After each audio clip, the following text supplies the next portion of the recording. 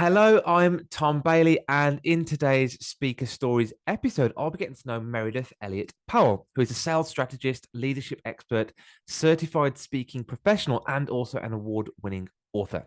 So, Meridith, hello, and a very warm welcome to today's episode. Thanks so much, Tom. I'm excited to be here. Thank you so much for being here. And just out of interest for everybody listening, whereabouts in the world are you right now? You have actually caught me at home today, which is Okay. a rare, Mhm. a rare sighting. But I live in Asheville, North Carolina, so I'm in my home office. Amazing. I guess after the pandemic, you're probably out and about a lot more as a speaker than you were over the past few years. Yeah, absolutely. Great. So I just want to just share a little bit more about you before we do get started. So Meredith has been voted one of the top 15 business growth experts to watch, one of the top 41 motivational speakers, and also a Hall of Fame speaker. And is really passionate about helping her clients to learn the strategies they need to turn uncertainty into competitive advantage. So, as always, we're going to dive into the topic of public speaking today. I really want to find out more about Meredith's story. So, I guess my first question to you is, how important has public speaking been to you throughout your career?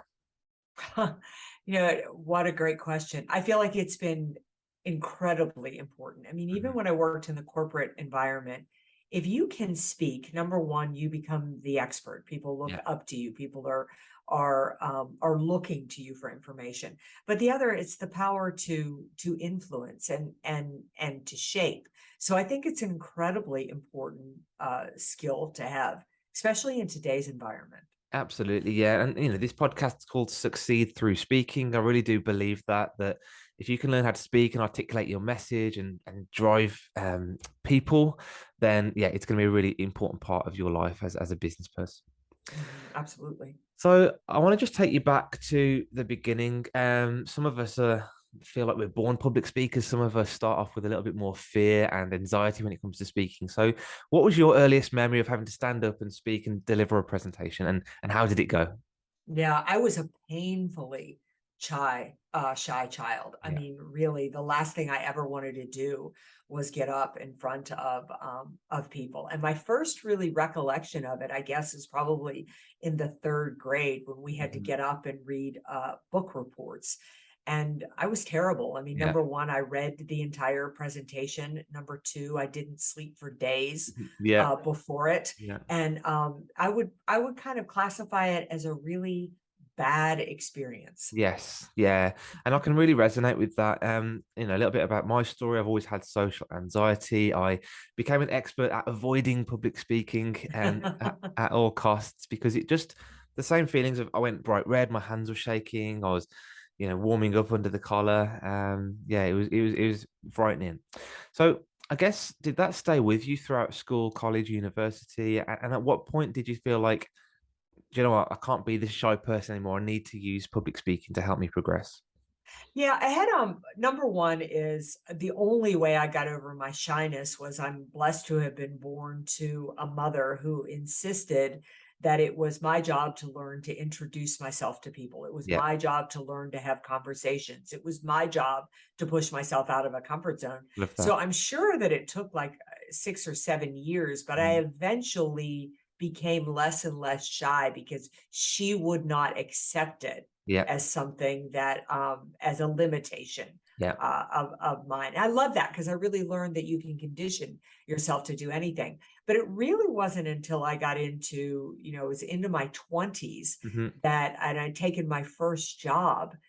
And my boss was really very heavily dependent upon me to get new initiatives up across to the organization. And I started to craft conversations with people and lead team meetings and things like that. And it slowly began to become a natural process for me. And if I had to look at anything, um, I understood it was more about the message than it was about me. That's where the shift I came. love that. Yeah, I love that. And a lot of um, a lot of fears and a lot of limiting beliefs come from the amount of pressure we put ourselves on us. We feel like we might get judged. We feel like we might get embarrassed. We feel like we might make a fool out of ourselves. So as soon as you can shift the attention off yourself onto the message, the audience, the value you're adding, yeah, that will really, really help. So I love that. And you also talked about the conditioning almost. You just need to do it over and over and over and Yeah. over and over again. And the first 10, 20, 30 times you do it, it's going to be awkward. You're going to go a little bit red. But you soon realize that it's not actually that bad. No one's going to die here. Yeah, so I Uh, really like that message as well. That is so true. It's funny. You mentioned that I'd been inducted into the Hall of Fame, and my speech when I was inducted into the Hall of Fame, I reflected on my very first professional keynote. Mhm. And my very first professional keynote, I had 45 minutes, I had 52 slides, and I used 11-point type. Yeah, It was horrible. It yeah, was yeah. absolutely awful. Versus you fast forward now, I speak in front of thousands of audiences. I don't use any PowerPoint. Mhm. I couldn't have gotten there without those beginning failures. Yeah, And I think embracing the fact that the only way out is through. You yeah. have to be a bad speaker in order to become a great speaker. I love that. Embrace the amateur phase because Yes, that's where you're going to learn your craft, and don't feel like you have to go through your amateur phase on the big stages. right. Find local venues, speak in front of 3 people at your old school, maybe. Just get out there and Yeah. start speaking and learn the craft. I think is really important. Yeah. And yeah, I would really agree with that. Your dog is a wonderful listener. Yes, yeah, Yeah. absolutely. Yeah, I love that. And I think that's one of the big problems here is that, especially people with anxiety and fear of speaking, is you're almost waiting to be perfect before you put yourself out there, and you'll be waiting forever. Is I guess the reality here. So yeah, that's really important as well. Mhm. You mentioned a pretty bad keynote and some of the lessons you learned from that. Since that first pretty bad keynote to now, have there been any other big speaking failures, disasters, or lessons learned along the way? Oh, there have been so many. I mean, some from that very first was that I thought I was speaking to get information out. And really, the truth is people can Google anything that you're talking about. Yeah, So you're speaking to make an impact on people, to help them understand they need to make a shift or yeah, a change or to yeah, take action. And so, how I crafted a message became less about the information and far more about the delivery. My very first keynote, I was focused on delivery. The other is that I'll never forget this too. I'd probably been speaking within my job for about 5 years when the CEO of our company introduced me before a speech, and I was scared to death. mm, And he got up there. Now, this is a man who's highly successful, incredibly well educated. He did a terrible job of introducing me. It was really bad. Like he knew it, everybody knew yeah, it. But for him, he just put that in the past and yeah, he moved on. Like yeah, the moment he stepped off that stage, he could have cared less. yeah, And I'll never forget that. The people who are successful take stock of a mistake and then they let it go. He did not obsess about it. And that sort of gave me a freedom to mess up and to experiment, which is part of the path you have to take to yeah. get comfortable at anything, but really it's speaking. I love that. One of the speakers that I've spoken to before, they keep a tally of mistakes they make, and they want to try and make at least 10 mistakes every time they speak because it's almost like Wow. they're allowed to then make mistakes because they're creating that space to do that. They might not always make 10 mistakes, but by trying to be perfect, again, you're not going to do it. So allow yourself to make a few mistakes, I think is important. Yeah, I would definitely agree with that. Yeah, perfect. So I think we've kind of talked about the getting over the fear, and I think that's been resonating with people. Um, let's talk about people who are maybe speaker curious or early in their speaking career. They're not yet getting paid to speak, but they want to become a keynote speaker. They want to get paid to Yeah. speak. They want to speak at big conferences. What advice would you give somebody to transition from that, just getting started, to actually, I want to have this as a career? Yeah. Well, number one is I just so funny. I just had this conversation with Mm, somebody the other day, and I mhm, said that you need to embrace the fact that you're probably not a very good speaker right mm. now. Yeah. Even if it's a natural talent, even if you're comfortable, it's not there. So take this first year and go to your Rotary clubs, Hmm. go to your church, go to anywhere you can get a crowd of 25, 50, 100 people and see what resonates with Yes. people. Yeah. You have to get really good at telling stories. Mhm. So take an online course or hire somebody who can help you understand that. And then you're going to need assets. You're Yeah. going to need videos. You're going to Mhm. need one sheets. You're going to need the things that are going to encourage people to hire you. Yeah. And then the last thing I'm going to say is make sure you want to go down this path, Yes. because speaking I do probably a third of the time. Yeah. Running my business and selling myself are what Mm. I do 2/3 of Yeah. the time. Yeah, yeah, perfect. Yeah, that's the thing. It's a big commitment. Speaking, there's a lot of travel. There's a lot of time and energy, and it's not just the actual 60 minutes you're on stage. It's all of the preparation and practice and everything that fits around that. So yeah, really, really good point to make there. Mhm. Um, One thing I was going to ask, and I tend to ask this to a lot of people, is how important is it to niche down to a particular topic as a speaker? Because I think some people would think they can be general business speakers, and some people really think they've got to speak about a very specific niche. What's kind of your advice on that? Yeah, is that I think you need to speak on solving a problem. Yes. Like people, if people don't understand why to hire you, they won't hire you unless you're some kind of sports celebrity Yeah. or, something like that. But my career really took off when I really started to talk about turning uncertainty into opportunity. And Yeah. it took me a long time to niche down that. But Mm. now when people are looking to solve a particular problem, they come to me. So I wouldn't niche on sales. I wouldn't niche on leadership or anything like that.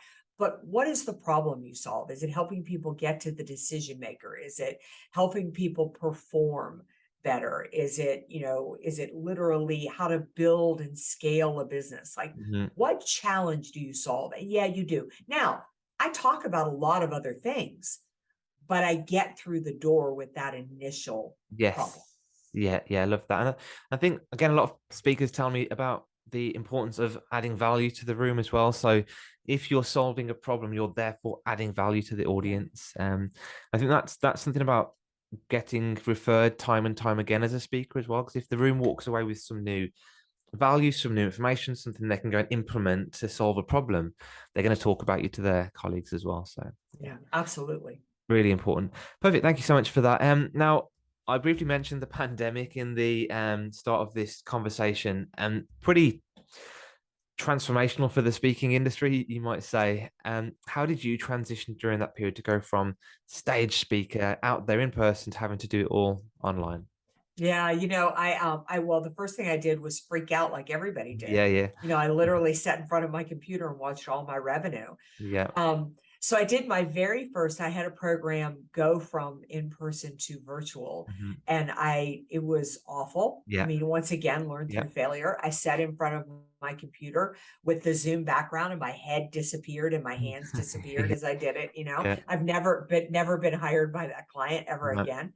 Um, but I stopped focusing on myself and I started focusing on my clients. And it Yes. was from my clients that I found the path. I just decided I'm going to make myself crazy if I worry about how to pay my bills or how to deliver a virtual keynote. Mm, I'm just going to start talking to people, and people would tell me what they needed. And then I would go figure out how to figure it solve out. it. So Yeah. people would say, we need a professional looking keynote that really gets people engaged. Okay, great. So I called a studio and I found a studio, and then I started doing it in studio. And then people would say, we need a professional looking keynote, but we don't have enough money. We can't pay a full keynote key. And I thought, okay, I've got to figure out how to build a studio in my home. Mm, So I built, 3 iterations of, love it. of, of, of, studios in my home. I was okay with failure though. And I think again, that's so important. I mean, I remember the first time I used the eCam. Oh my, I was just dark on the screen. I didn't Yeah, even know what I was doing. yeah, yeah. So being comfort in that, people more than they want you to be amazing and professional and valuable, they want you to listen to them and they want to see that you are going to the mat to try to help them. So again, I got the focus off of me. I listened to what my customers needed and then I filled the need. And I had my best year on record the first year of Wow. COVID and my second year. So Amazing. I think one little thing that I took from that as well is sometimes just say yes and then figure it out yeah, afterwards. oh, completely. And yeah, and I guess that's a bit of value for any business, not just speaking. Just say yes and then you'll figure it out afterwards. Brilliant. Yeah, I would agree. I'd also add, I was completely okay with letting go of the way I had been doing business. Yeah. So many speakers I thought were just sitting there going, "Well, this will be back in a few months. I don't have to do anything different." And that was a mistake. I mean, you Mm. need to realize the marketplace is moving, and when your customers are asking for something different, you need to respond. Yeah, yeah, no, I completely understand. And one quick question, I want you to take it back to that conversation about being a paid speaker. So there's also a transition point to people where they've been speaking for maybe 1 or 2 years for free. They've been trying to make revenue on the back of speeches, in terms of upsells or get people to have a call to action at the end. Did you have a transition point where you said, I'm going to start charging for this? Or was that quite easy for you? Or what advice would you give to somebody who wants to start charging to become a keynote speaker? Yeah, I didn't even know you could charge to Yeah, be a speaker at yeah, the beginning. yeah. I was working as a strategist, and Hmm. people would say, "Would you come and talk to us?" And then somebody knocked me, tapped me on the shoulder and said, "Did you know speaking was a profession?" And I said, "I had no idea." And they said, "You should go to the National Speakers Yes. Association." So I went to the National Speakers Association, and that's where two things. I not only learned how to price a keynote for the Yeah. level and experience I had, Hmm. but more importantly, where to find the clients that Yes. could pay me. Yeah. And so it's a combination. I mean, you have to know what you're doing. Like, I couldn't go straight out and start charging people $20,000 for a keynote. I No. didn't have the experience or the assets. So, what should I be charging and what does that look like? And then where do I find people who pay and how Yeah. do I approach them? Yeah. I learned that all through the National Speakers I love Association. that. Yeah. So you don't have to figure it all out on your own either. There's advice out there, guidance. There's people that have done this before. So yeah, reach out. Exactly. Yep. Fantastic. And it's been amazing, amazing speaking to you. I've got one final question, which is if anybody wants to book you as a speaker or find out more about you, where should they go to do that? Well, I am a big believer, build your network, change your life. Yeah. They can find me at my website, which is valuespeaker.com, just the words valuespeaker.com. And the social media channel I tend to live on is LinkedIn. So connect with me on LinkedIn. I would love that. Amazing. And what I'll do as well, Meredith, is I'll put the links to those two locations in the show notes. People can just click on those and dive right in.